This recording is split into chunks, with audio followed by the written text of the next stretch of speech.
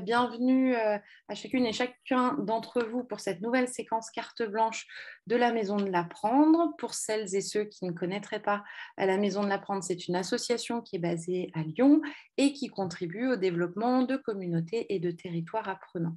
Nous accompagnons la coopération entre les acteurs de l'éducation et plus largement du développement des compétences tout au long de la vie pour identifier, co-développer et déployer des solutions d'apprentissage innovantes et efficaces pour les bénéficiaires au plus près de leurs besoins et aussi au regard des grands défis de la société.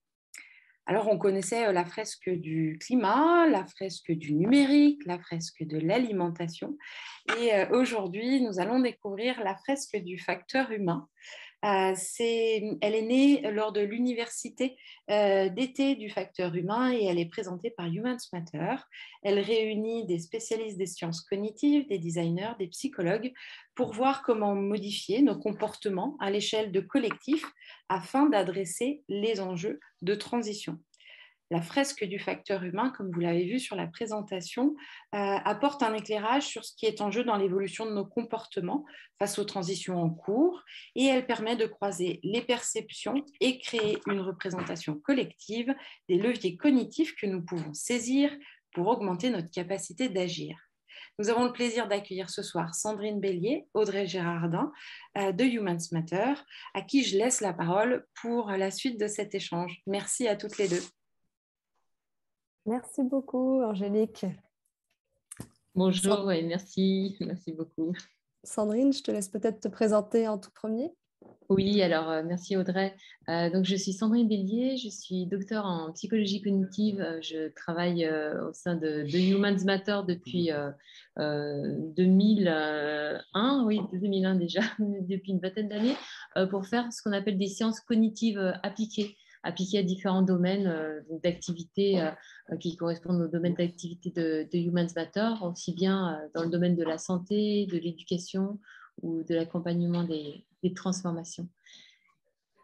Audrey, tu veux te présenter? Merci beaucoup. Donc, moi, je m'appelle Audrey Jardin. Je travaille aussi chez Humans Matter et j'ai le rôle qu'on appelle de designer cognitif.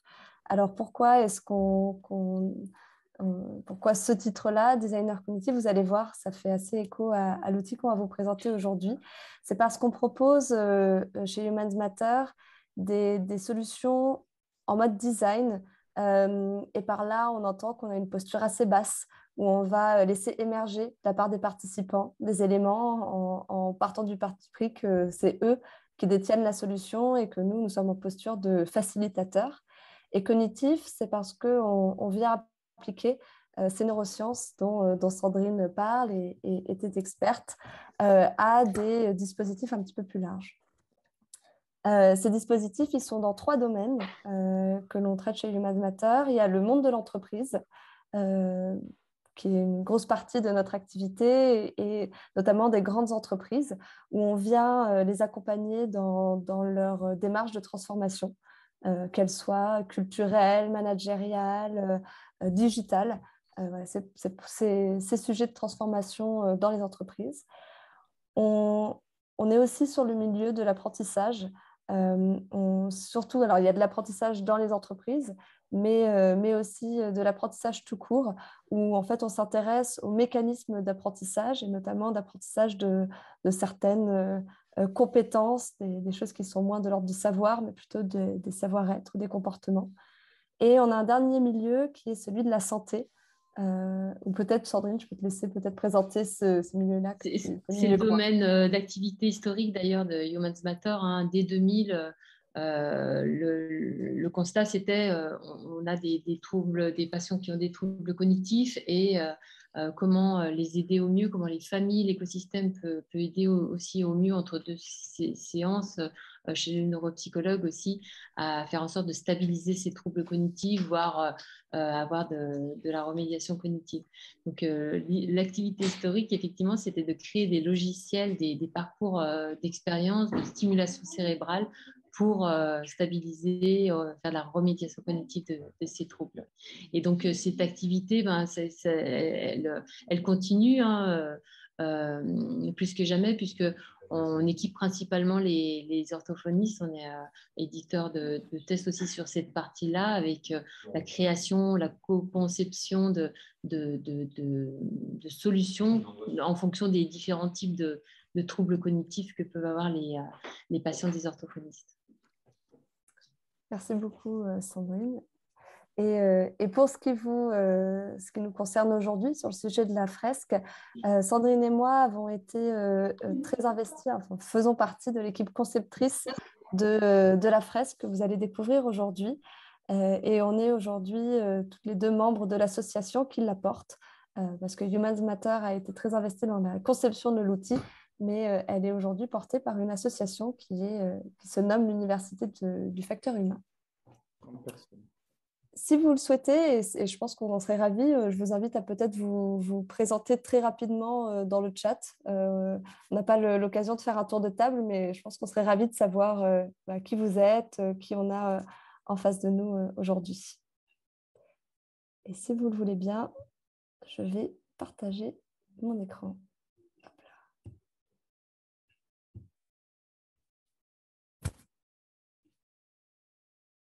Alors, vous voyez bien mon écran ? Parfait. Oui, impeccable. Super. Alors, on va vous faire cette présentation à deux voix. Et Sandrine, je te laisse intervenir, évidemment, quand tu le souhaites, prendre la parole quand tu le souhaites.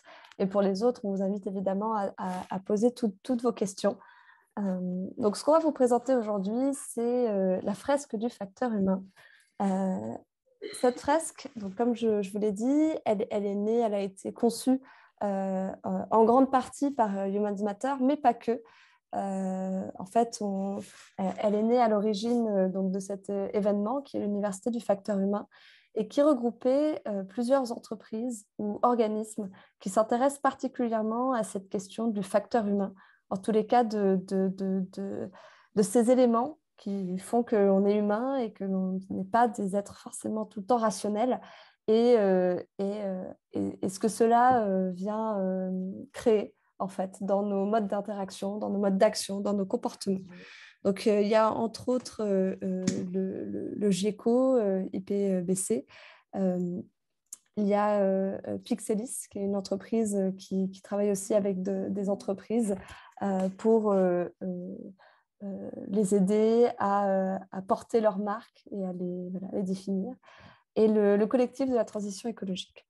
Et toutes ces organismes-là sont regroupés sous une association qui a été créée, qui est celle de l'Université du facteur humain. Voilà, c'est regroupé sous ce sigle-là. L'histoire de la fresque et comment elle est née, c'est que donc il y a, et vous les connaissez déjà probablement, enfin, certains ou certaines d'entre vous l'ont peut-être déjà vécu, la fresque du climat, qui est une fresque géniale et très utile pour comprendre les liens de cause à effet de nos actions ou de l'impact humain sur le réchauffement climatique. Et elle est très forte pour cela.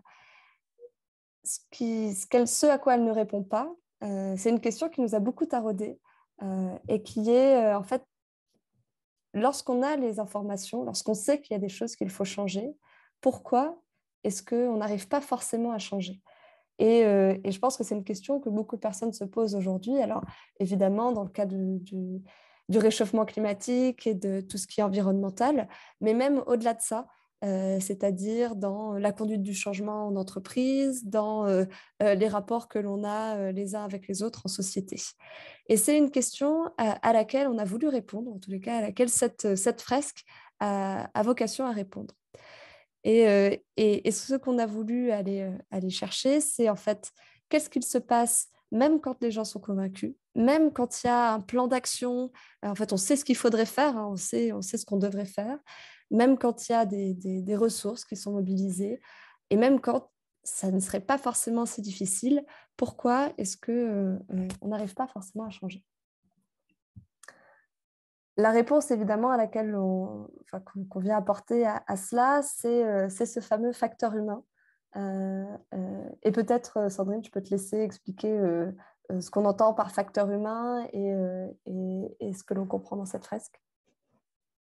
Oui, effectivement, donc on parle de le facteur humain. Et finalement, on sait très bien que derrière ce facteur humain, c'est des facteurs humains, des facteurs déjà cognitifs, hein, des êtres cognitifs. Le terme cognition est peut-être encore un peu flou pour vous, mais ça va porter toutes les fonctions cognitives qui nous permettent de traiter le monde, de l'analyser, de le percevoir, de le ressentir.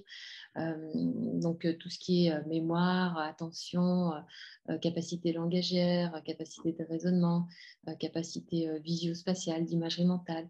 Mais pas seulement, donc on a cette cognition aussi qui nous permet de traiter notre environnement, le monde, etc., qui nous entoure. Mais on a également des émotions, on est des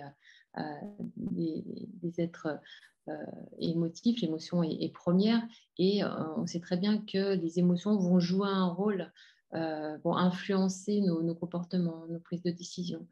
Mais il y a tout un tas d'autres facteurs humains qui font que finalement, on peut avoir aussi des perturbations de notre pensée, de notre raisonnement. Et le fait d'en prendre conscience, de prendre conscience de l'existence de ces facteurs humains, va pouvoir nous permettre de prendre un peu plus la main sur son cerveau. Il faut bien comprendre que notre cognition, nos fonctions cognitives, notre cerveau est à peu près le même pour tous, mais il a été façonné au gré de notre expérience, au gré de notre éducation, et c'est ce qui fait aussi nos différences et fait qu'on ne perçoit pas les choses aussi de la même façon, qu'on ne se représente pas les choses de la même manière. Merci beaucoup, Sandrine. C'est donc ça, donc je vais peut-être aller un petit peu en avant sur cette slide, mais c'est ça qu'on entend vraiment par ce facteur humain, c'est vraiment ces mécanismes. Et en ça, c'est une fresque qui est éducative sur ces mécanismes-là. Alors, la fresque du facteur humain, qu'est-ce que c'est avant de vous montrer à quoi ça ressemble? C'est une expérience, c'est un atelier qui dure 3 heures et c'est une expérience qui est collective, c'est-à-dire qui se vit en groupe et qui ne pourrait pas se vivre toute seule parce qu'il y a vraiment cette démarche de partage où en fait, les gens vont raconter des éléments qu'ils ont vécu, leur perception, leur façon de voir le sujet de cette fresque-là. Et c'est aussi une expérience apprenante pour tout ce que vient de dire Sandrine, c'est-à-dire qu'il y a des éclairages sur ces mécanismes qui sont propres à notre cerveau et qui entrent en jeu lorsqu'on parle de changement de comportement. Dans l'objectif global de cette fresque est vraiment de venir décupler cette capacité à agir, ou en tous les cas de prendre conscience de ce qu'il est faux pour agir et de ce qui vient soit la limiter, soit l'encourager. Alors, concrètement, ça ressemble à quoi? C'est un atelier de 3 heures pour une dizaine de personnes. Parce que c'est un atelier dans lequel il y aura beaucoup de partage, donc on le fait en petit comité. Et c'est un atelier que l'on peut faire sur n'importe quel sujet de transition. Quand on parle de transition, on parle de changement de comportement. Il peut s'agir par exemple de quelque chose en lien avec l'écologie. Ça peut être j'aimerais ne plus manger de viande. Pour autant, je sais qu'il faudrait ne plus manger de viande, mais je n'arrive pas à ne plus manger de viande. Ça peut être un enjeu sociétal, c'est-à-dire j'aimerais changer mon rapport aux questions de genre, femme-homme, mais pour autant, je sais que j'ai encore beaucoup de choses que je ne fais pas forcément. Ou même en entreprise, c'est-à-dire je sais qu'il faudrait qu'on change de posture ou qu'on collabore plus, et pour autant, ce n'est pas faute de le savoir, ça ne se passe pas forcément comme ça. Pour y répondre, on y répond sur le plateau que vous voyez en haut à droite, en forme de cercle consécutif et qu'on vous détaillera après, mais dans lequel on va venir voir successivement les émotions, les biais cognitifs qui sont en jeu et d'autres facteurs sur le cercle plus large qui sont par exemple l'appartenance sociale, les croyances, la mémoire, notre langage, nos habitudes, voilà, autant de biais cognitifs qui entrent en jeu. Et le but de cet atelier, et je l'ai déjà dit avant, mais c'est vraiment d'identifier collectivement à la fois ce qui nous freine et à la fois ce qui sont nos leviers pour agir à la fois collectivement et individuellement sur ces questions. Alors, en termes de déroulé, et je viens de le faire, hein, mais il y a vraiment une introduction. Il y a un moment qui est un peu particulier, qui est le choix du sujet, qu'on appelle l'identification du comportement à faire évoluer. Et ça, c'est un vrai travail en tant que tel dans la fresque, c'est-à-dire on peut venir avec un thème, par exemple l'écologie, mais on va venir s'intéresser à un comportement en particulier qui concerne tout le groupe. Par exemple, tout le monde aimerait utiliser moins d'eau au quotidien et on va venir voir quels sont nos freins ou nos leviers pour y arriver. Donc, on vient à chaque fois trouver un nouveau sujet qui est très propre au groupe, un peu dans une atmosphère de co-développement, si certains d'entre vous connaissent. Et puis, on va d'abord regarder tout ce qui nous limite pour enfin aller vers tout ce qui se positionne comme des leviers d'action, ce qui peut venir décupler notre puissance d'action. Voilà pour le déroulé. Et maintenant, pour l'outil, à quoi il ressemble, voici un exemple d'une fresque qui a été finie.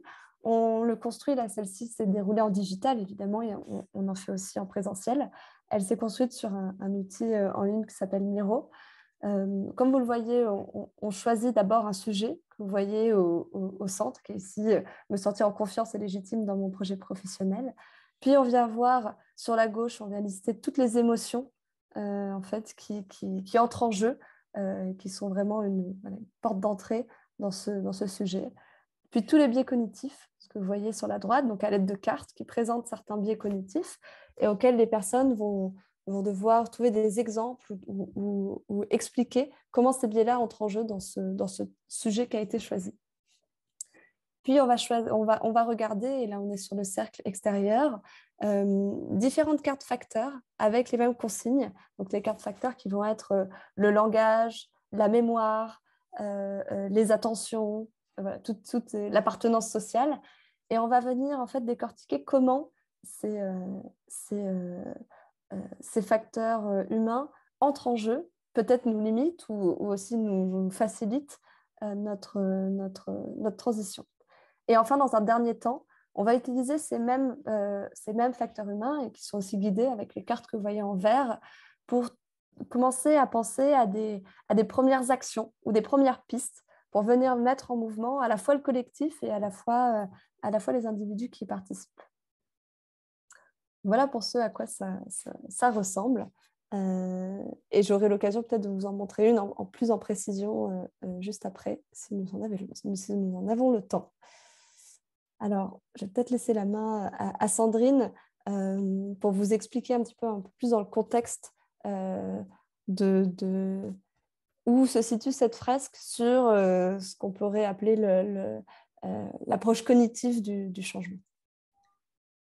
Merci Audrey. Et effectivement, donc, on voit bien qu'à travers cette fresque-là et ce découpage qu'on en fait pour isoler les différents facteurs qui pourraient freiner ou au contraire activer la transformation, le changement, on voit bien la complexité de l'humain. C'est pour ça que cette fresque, elle est un peu plus délicate peut-être à prendre en main qu'une fresque du climat où on voit très bien les causes et les conséquences. Là, on sous-estime parfois un effet d'un facteur. Et là, l'idée de ce découpage, c'est de simplexifier cette complexité pour que chacun puisse aussi en prendre conscience et d'agir sur les facteurs qui lui semblent importants à agir. Alors, effectivement, on parle d'attention. Parce que déjà, on voit bien que cette fresque, c'est une forme de bulle attentionnelle, hein, d'espace attentionnel qui nous permet déjà de se focaliser sur un sujet en particulier. On sait que pour changer, il faut aussi qu'il y ait une prise de conscience à la base qui va être le déclencheur du changement ou en tout cas déjà de l'envie de changer. Et pour qu'il y ait ce déclencheur, il faut que notre attention soit aussi engagée, focalisée sur un sujet en question. On n'a pas une attention qui est démultipliable, elle est très limitée, notre attention humaine. Et finalement, on sait bien que dans nos quotidiens, elles se laissent énormément capter par des expériences qui ne sont pas forcément utiles et bénéfiques pour nous. Donc là, l'idée, ça va être aussi de reprendre un peu la main sur son attention pour pouvoir justement dédier l'ensemble des ressources cognitives dont on dispose sur un sujet en particulier, un sujet qui nous tient à cœur, qui est porteur de sens. Et on sait que quand on est dans des réflexions et des actions qui sont liées à des choses qui ont de la valeur pour soi, qui ont du sens pour soi, on a beaucoup plus de facilité à s'engager ensuite dans l'action. Donc le premier pas, on va dire, ça va être de focaliser son attention, ses ressources attentionnelles sur un sujet en particulier. Ensuite, ça va être justement d'avoir une intention par rapport à une problématique en particulier. Donc, les attentions vont nourrir cette intention. Quelle intention j'ai par rapport à cette problématique-là? C'est quoi les choses que j'ai envie de changer? C'est quoi les comportements sur lesquels j'ai envie d'agir? Quelle est ma motivation profonde qui va me faire dans le futur, dans ce futur plus ou moins lointain, qui peut être très proche, mais aussi à plus long terme. Et cette focalisation de l'attention et le fait de nourrir cette intention et de la clarifier, clarifier ses objectifs, va nous permettre ensuite d'avoir toutes les conditions favorables pour mettre en place des actions et s'y engager durablement.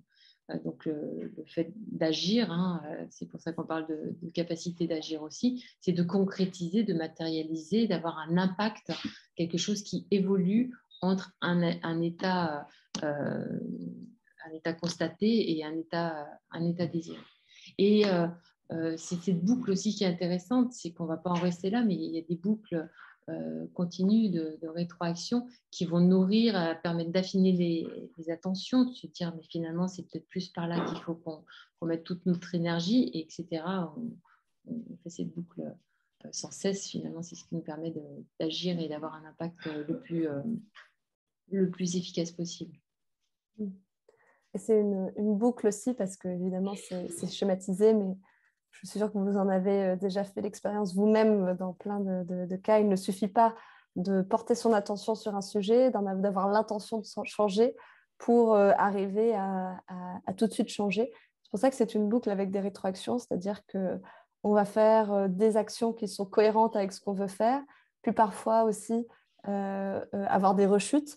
Et c'est là où on va voir cette boucle de rétroaction, c'est-à-dire on va repenser, par exemple, à ce dont on a échangé dans cette fresque, nos intentions sur lesquelles on s'est engagé collectivement, et peut-être pas à pas, venir mettre des petites actions, changer, voilà. Et le fait effectivement d'être dans ces boucles-là, je pourrais rajouter aussi que ça peut aussi participer au bonheur, au bien-être aussi des personnes. En fait, on se rend bien compte que des fois, on a des intentions qui sont bien définies et nos actions ne suivent pas forcément ces intentions-là. Et on appelle ça de la dissonance cognitive. On peut se sentir complètement en décalage entre ce qu'on avait envie de faire, nos intentions, et ce qu'on fait réellement au quotidien. Quand on est dans ces boucles, elles sont plutôt au contraire vertueuses. Et on augmente aussi complètement le bien-être et on crée du sens. Merci beaucoup, Sandrine. Et ce schéma-là, il est assez important parce que souvent, on a des personnes qui participent à ces fresques qui sont là, mais ça suffit, on veut que ça change, pourquoi ça ne change pas? Et en fait, c'est important de comprendre que tout ne passe pas seulement par l'envie de changer. Dans tous les cas, changer d'un point de vue vraiment cognitif, ça passe aussi par déjà comprendre, porter son attention. Voilà. Il n'y a pas que l'action si on veut que ce soit pérenne. C'est vrai que c'est vraiment une activité qu'on appelle métacognitive. C'est un atelier métacognitif. Alors, c'est un terme un peu, là, je commence à jargonner, mais c'est vrai que ça va permettre de développer la métacognition. La métacognition, c'est la connaissance qu'on peut avoir sur son propre fonctionnement cognitif et sur des facteurs qui influencent cette cognition-là. Et ça, c'est primordial parce que si on ne connaît pas la façon dont notre cerveau fonctionne, on ne va pas pouvoir agir dessus. Si on commence à voir, effectivement, si on parle de biais cognitifs et qu'on se prend conscience de la présence de biais cognitifs dans certains de nos comportements, on va pouvoir déjà être un peu plus alerté et agir dessus. Pareil pour l'impact des émotions sur nos prises de décision. On va prendre plus de recul. Et c'est vrai que cet exercice métacognitif, c'est aussi un temps de recul sur nos façons de fonctionner, sur nos attentions, sur nos intentions et donc sur nos actions. Ça beaucoup, Sandrine. Alors, pardon. Donc, peut-être avant de vous montrer un exemple peut-être un petit peu plus précis et vous montrer quelques cartes, un petit mot pour dire du coup, et je l'ai dit en introduction, mais que cette fresque, elle est portée par une association, comme pour la fresque du climat, et que c'est une association qui est ouverte à toutes, à tous et à tous, notamment parce que le but, et pourquoi on a fait ce choix-là, c'est qu'on veut que le plus grand nombre arrive à s'emparer de cet outil et puisse l'utiliser, l'appliquer peut-être à d'autres, voilà, à différents environnements. Le monde de l'entreprise, oui, le grand public, peut-être l'éducation, les enfants. Donc voilà, c'est une association dans laquelle on est en train de former de nouveaux animateurs de cette fresque-là. Alors, je pense que c'en est tout pour cette présentation-là. Est-ce que vous avez peut-être déjà quelques questions pendant que je charge le board Miro? Est-ce que vous avez de premières questions? On n'en a pas collecté dans le chat, mais s'il y a des personnes qui ont envie de réagir, n'hésitez pas à vous manifester. Ou à les poser à l'oral, il n'y a aucun souci.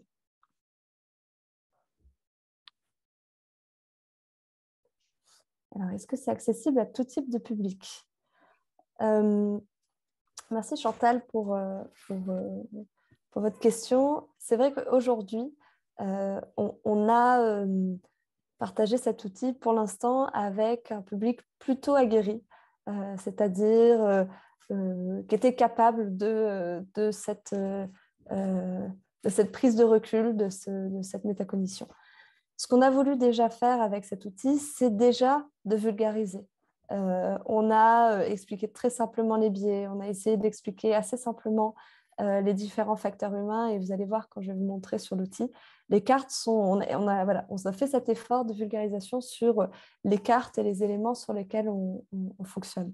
Néanmoins, c'est vrai qu'aujourd'hui, c'est un exercice qui est assez réflexif dans le sens où on passe quand même plusieurs heures à se poser des questions sur nos propres comportements, sur nos propres façons d'être, sur ce qui nous dirige. Et ça demande une certaine activité réflexive, méta, qui n'est pas forcément donnée à tout le monde. La réponse que je pourrais donner à ça, c'est que si on a vraiment envie de la rendre accessible à tout le monde. Et c'est aussi un défi qu'on va avoir dans les prochains mois, c'est-à-dire de peut-être adapter un peu cet outil pour qu'il soit fait, je ne sais pas, avec des enfants. Peut-être qu'on ne verra pas toutes les parties du problème, mais peut-être qu'une ou deux. Mais voilà, peut-être encore de rendre plus accessible, plus partagé. Oui, c'est vrai que c'est vraiment un objectif de vulgariser encore plus cette fresque et de la rendre accessible, notamment dès le plus jeune âge. Moi, c'est vraiment mon but aussi que cette fresque puisse servir à développer la métacognition des enfants dès le plus jeune âge. Si l'enfant comprend comment sa mémoire fonctionne, comment son attention fonctionne, comment ses émotions impactent ses comportements, qu'il peut avoir des petits bugs de pensée à cause de mécanismes cérébraux ancestraux. Effectivement, plus il aura ces connaissances-là, plus il pourra développer des stratégies métacognitives, adaptatives et avoir voilà, un atout supplémentaire pour s'adapter au monde et traiter l'information. Merci beaucoup Sandrine. Il y a une question de Laurence aussi. Y a-t-il des possibilités de participer à une fresque? Pouvez-vous nous en dire plus sur la formation à l'animation? Alors oui, il y a évidemment des possibilités de participer à des fresques. Pour l'instant, on a soit des sessions publiques qui sont organisées par l'association, animées notamment par les nouveaux animateurs. Et la prochaine est le 9 mai. Et il y en a aussi une qui va être organisée par la Maison de l'Apprendre, mais je laisserai peut-être Angélique ou Tiffaine vous en dire plus à la fin voilà, de cette réunion. Et pour la formation et l'animation, je vous enverrai un petit lien, un petit questionnaire, en fait, si ça vous intéresse, pour manifester votre envie d'être formé et donner un petit peu plus d'informations sur vos disponibilités. Et nous, on vous recontacte après. Ce sera des éléments que l'on transférera aussi à Angélique et à Tiffaine pour qu'elle vous envoie tout dans sa globalité après.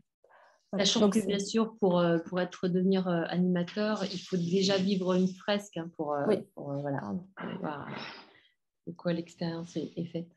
C'est ça. Il faut avoir vécu une fresque et il est vraiment préférable de soit avoir une première sensibilisation à ces notions cognitives, soit être un peu expérimenté en animation. Parce que c'est vrai que là, c'est une animation avec un contenu qui est quand même plutôt scientifique. Alors, dans la formation, évidemment, on donne beaucoup de contenu pour aider à cela, mais ça demande de jongler entre techniques d'animation et savoir rebondir aussi sur les questions, sur le contenu, sur le fond. Est-ce qu'il y a d'autres questions? Sinon, je vais... Faites-vous des fresques en visio? Oui, on en a, très sincèrement, la majorité de celles qu'on a fait étaient en visio jusqu'ici pour des raisons voilà, que les personnes se déplaçaient un petit peu moins, il y a eu moins d'événements. D'organisation. Voilà, d'organisation. Mais on en a fait aussi en présentiel. Donc, on en a fait beaucoup en visio sur l'outil Miro, qui se sont, et Sandrine, je pourrais te laisser en parler, mais plutôt bien passé.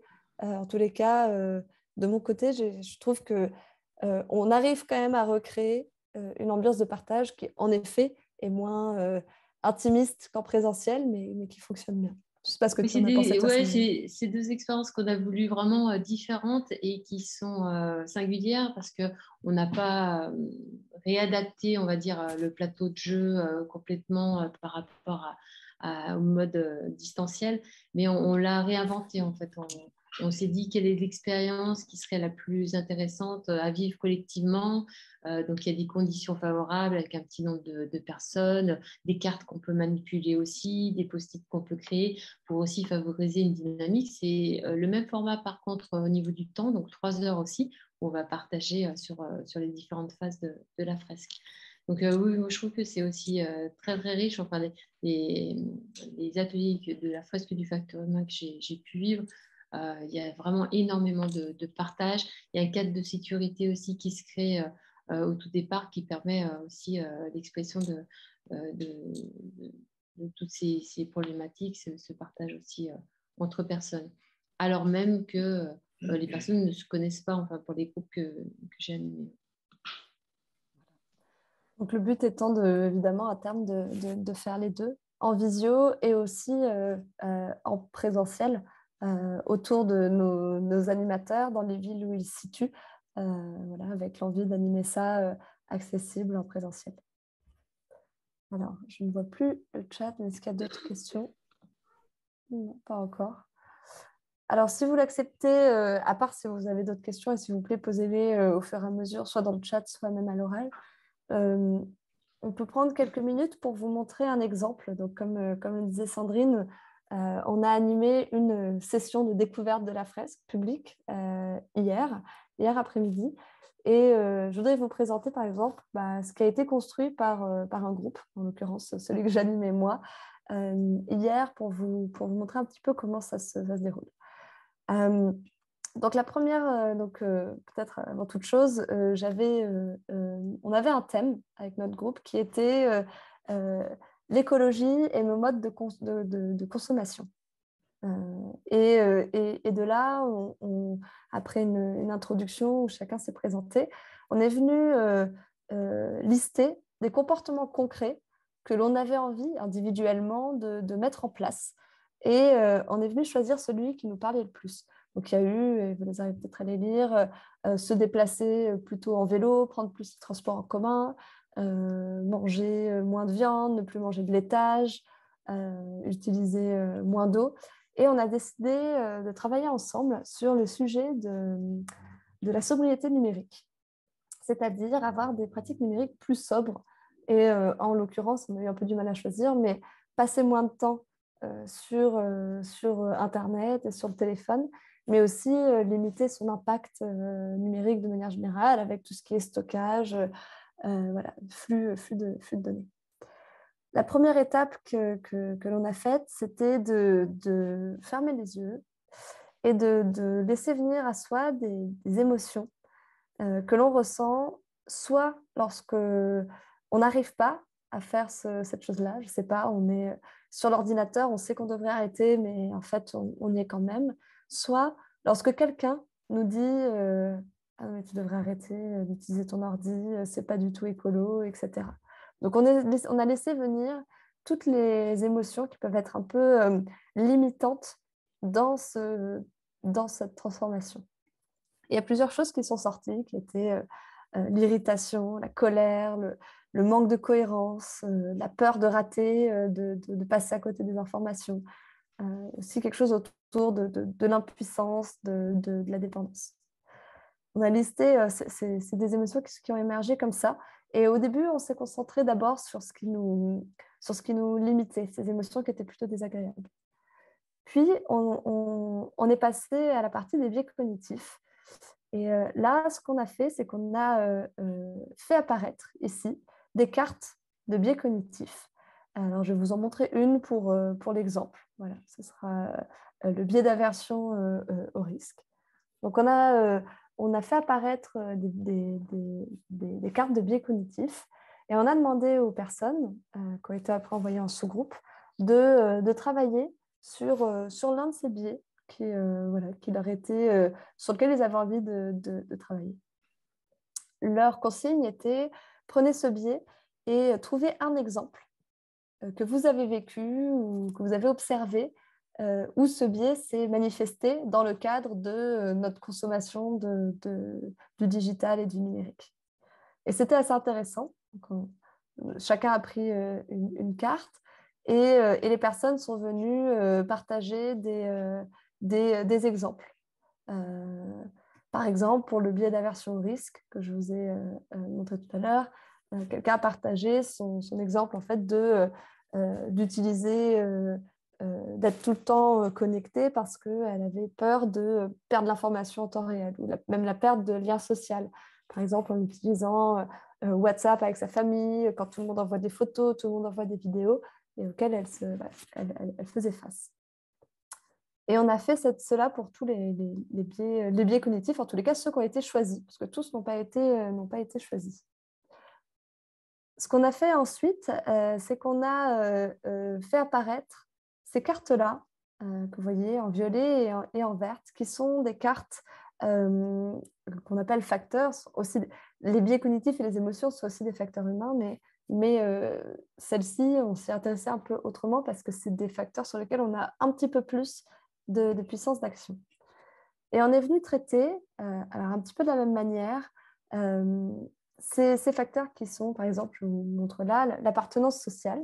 Oui, on a une question pour nous guider, mais l'objectif est aussi de partager un exemple concret qui est venu, que l'on a vécu ou ce à quoi on pense et qui est à chaque fois vraiment lié à notre sujet, qui est le numérique.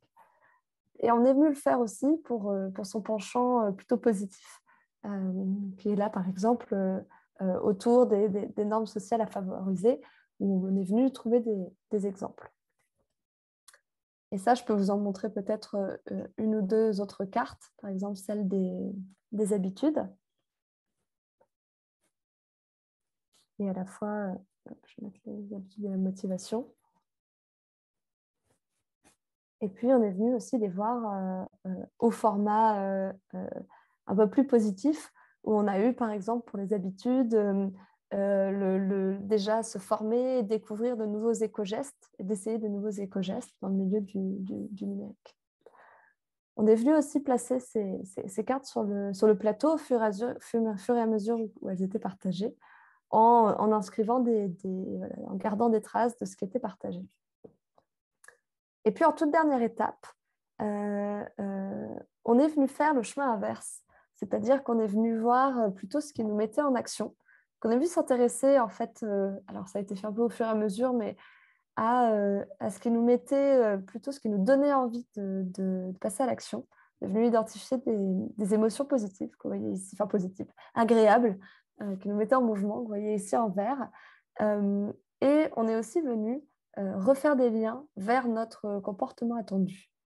Et pour cela, les participants ont été invités à imaginer, donc dans celui de leur choix, mais dans chacun des différents facteurs, d'imaginer une action ou un défi qu'ils auraient envie de mettre en place pour commencer à aller en fait vers notre comportement qui est avoir une utilisation du numérique plus responsable et moins impactante.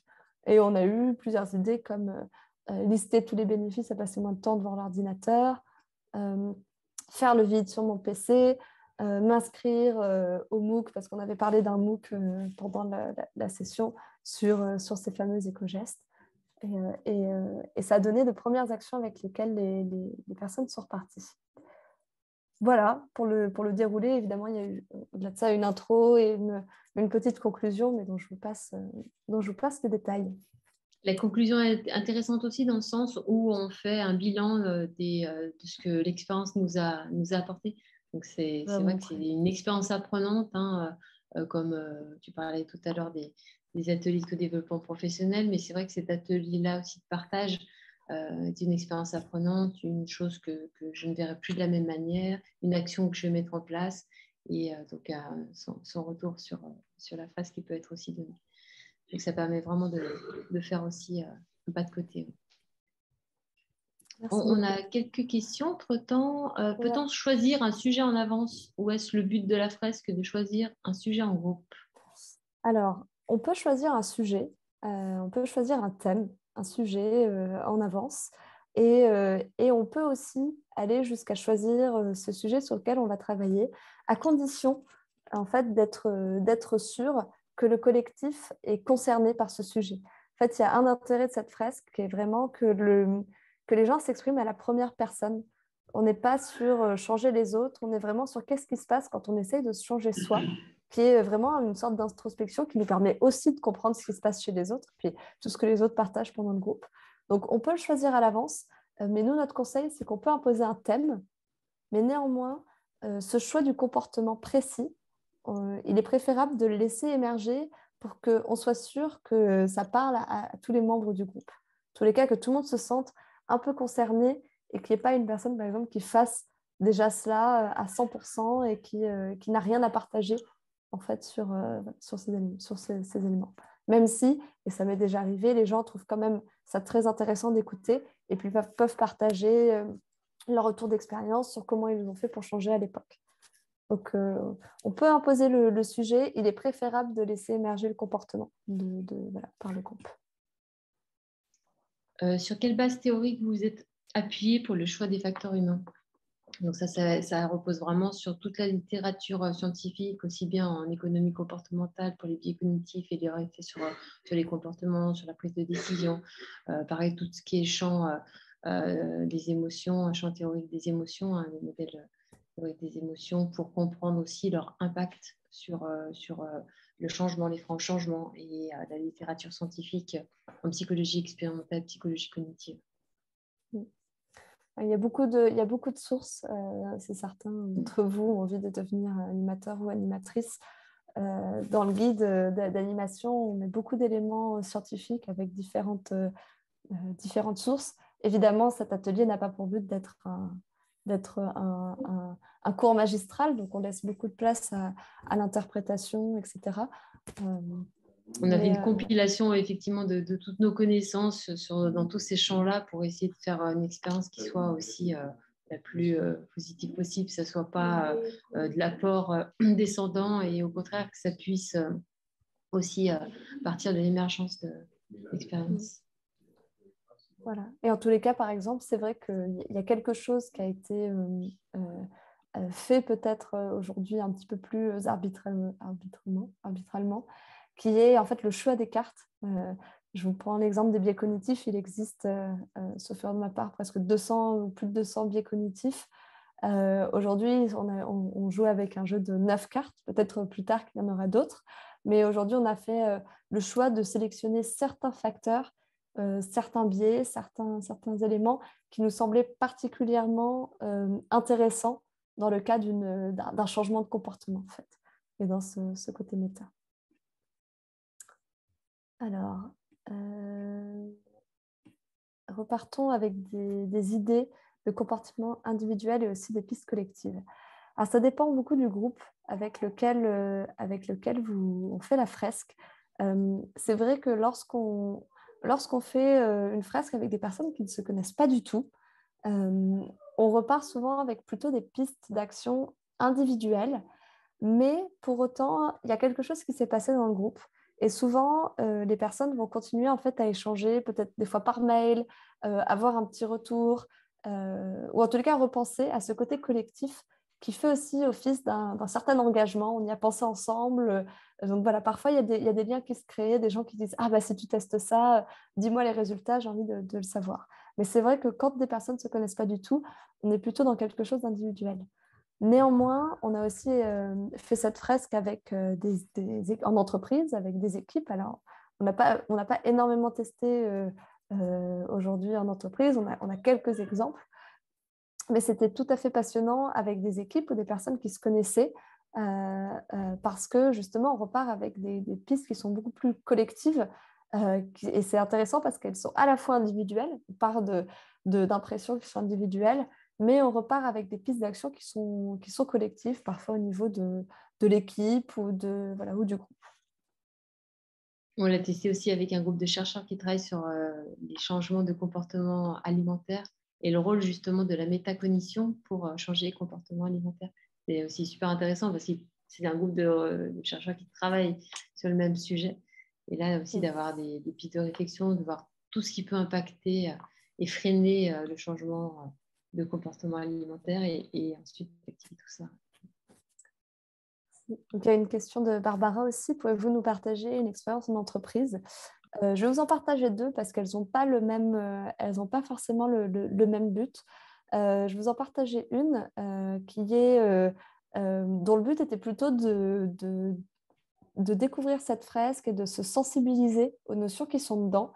Et on a utilisé cette fresque avec des personnes qui n'ont pas forcément l'habitude de travailler ensemble. Ce n'étaient pas des personnes d'une même équipe.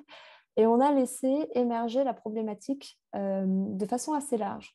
C'est-à-dire qu'il y a des personnes qui ont souhaité, en entreprise, parler de questions environnementales, d'autres qui ont, par exemple, voulu parler de collaboration, mais qui étaient des sujets, on va dire, assez larges ou assez transverses. Et le but de cette expérimentation, c'était avant tout d'apprendre ou de comprendre quels sont les freins au changement, les leviers de changement, de s'approprier en fait les notions qui sont sur la carte, sans un objectif bien précis. Donc ça, c'est un exemple que l'on a fait.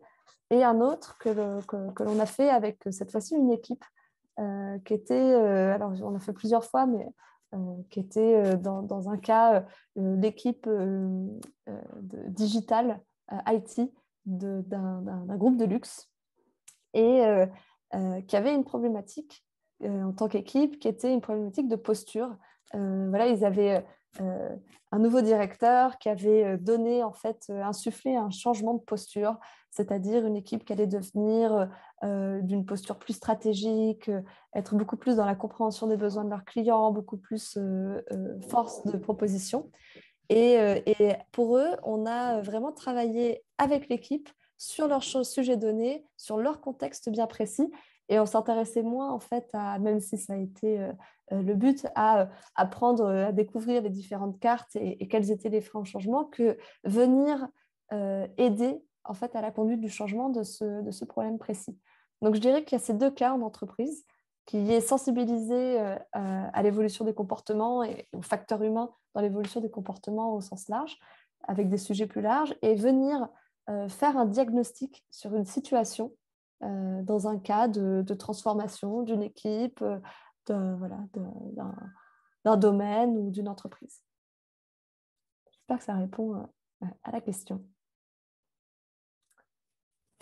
Est-ce qu'il y a d'autres questions sur la fresque?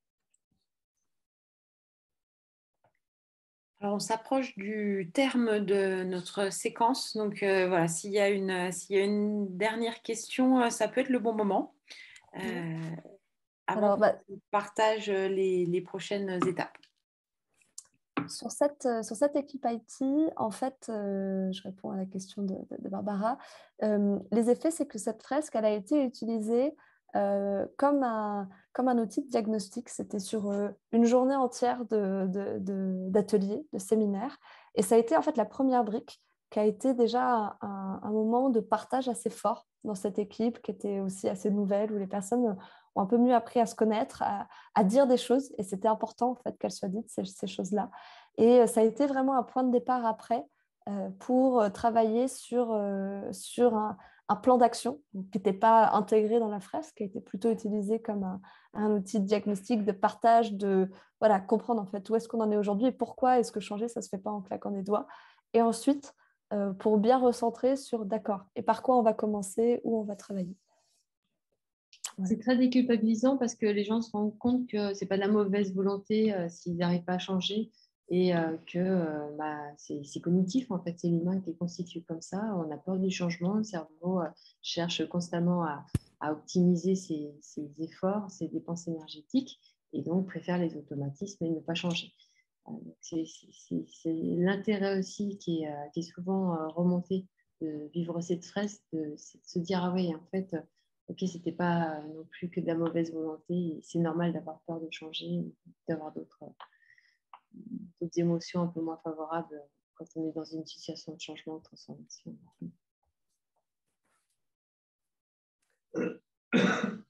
Merci beaucoup pour vos questions. Je vais repasser le micro peut-être à Angélique. Alors, quoi qu'il y ait une dernière question de Caroline. Alors, eh bien, pas encore. C'est aussi le but ça fait une superbe transition. C'est aussi le but de ce rendez-vous et de notre collaboration avec la Maison de l'Apprendre, de le présenter à des... Voilà. Par contre, je peux vous dire qu'au mois de... il me semble fin avril, il va y avoir une expérimentation dans un lycée. Ce sera une toute première expérimentation avec des lycéens. Merci Audrey, merci Sandrine pour la présentation. Donc effectivement, après nous avoir décrit l'outil, comment il fonctionnait et comment il avait été finalement expérimenté, on avait très envie d'aller plus loin, d'en apprendre plus et de vivre l'expérience. Donc effectivement, on va proposer ensemble un atelier pour vivre la fresque dans son intégralité. Donc vous le précisiez tout à l'heure, c'est un format de 3 heures sur un groupe restreint pour que l'expérience puisse être vécue de manière qualitative. Et donc, ça sera le 3 mai, le mardi 3 mai, de 17h à 20h à Lyon, donc en présentiel. Et on vous partagera le lien, pour ceux qui le souhaiteraient, d'inscription. Ça, c'est le premier point. Et l'intention qu'il y a aussi au-delà de cette expérience, c'est de voir, comme le mentionnait Sandrine, comment est-ce qu'il serait possible d'adapter ce format. Alors, évidemment, à des publics plus jeunes, mais peut-être aussi des publics plus éloignés, plus empêchés, qui peuvent être adultes, mais qui ne sont pas forcément dans ces habitudes de travail en groupe, de réflexion collective et de métacognition. Et donc, on aimerait bien initier un chantier de réflexion avec différentes parties prenantes qui sont au contact de ces jeunes, de ces bénéficiaires, pour se poser la question de l'adaptation de cet outil à un public le plus large possible et avec vraiment une démarche d'inclusion. Donc, le rendez-vous sera le 3 mai, de 17h à 20h. Tiffaine répondait dans le chat, effectivement, pas plus de 10 participants. Et puis, n'hésitez pas, si vous voyez que la billetterie est rapidement saturée, à nous partager un petit message d'intérêt, parce que ça pourra être l'occasion de soit vous communiquer d'autres dates de programmation, soit imaginer une édition nouvelle à un autre moment dans l'agenda de cette fin d'année scolaire. Est-ce qu'il y a une dernière réaction? Je vois que ça réagit dans le chat. De gens qui... Alors, Sandrine, Audrey, si vous voulez rebondir sur la fresque en ligne. Oui, alors la fresque en ligne, comme je vous l'ai dit, le prochain rendez-vous, il est positionné aujourd'hui au 9 mai. Mais on a aussi de plus en plus d'animateurs. En tous les cas, on est en train d'en former. Et donc, on espère qu'il y aura de plus en plus d'événements, soit en présentiel près de chez vous, soit en digital, en tous les cas, qui vont se multiplier et que vous pourrez en avoir assez fréquemment, ces présentations. Voilà. Et notamment, et peut-être que vous pouvez l'indiquer dans ce chat, nos futurs animateurs, lorsqu'ils se forment à l'animation de cette fresque, ont pour mission, la toute dernière, avant d'être certifiés, de s'entraîner et de s'exercer en animant cette fresque, un petit groupe de personnes. Et parfois, ils ont besoin d'une ou deux personnes supplémentaires qu'ils n'arrivent pas à trouver dans leur contact. Donc, si vous souhaitez me laisser vos coordonnées pour que je vous ajoute ou que je le mette dans la boucle si jamais il manque des personnes, n'hésitez pas, ça peut être une belle manière de découvrir l'outil. Avant le 9 mai, je veux dire. Le 9 mai, c'est de 14h à 17h. Et pour tenir les engagements qu'on avait pris au tout début, il est maintenant exactement l'heure. Parfait. Et on vous envoie, puisqu'on a tous vos coordonnées suite à votre inscription à cette participation, le lien comme promis avec le support qui présente la fresque, le lien vers le replay aussi pour ceux qui n'auraient eu accès qu'à une partie de la présentation pour retrouver l'intégralité des contenus, et puis évidemment le lien d'inscription. Il ne nous reste plus qu'à vous souhaiter une excellente soirée. Encore un grand merci à vous deux, Sandrine et Audrey. Et merci à très beaucoup bientôt. pour cette invitation. Et à très bientôt.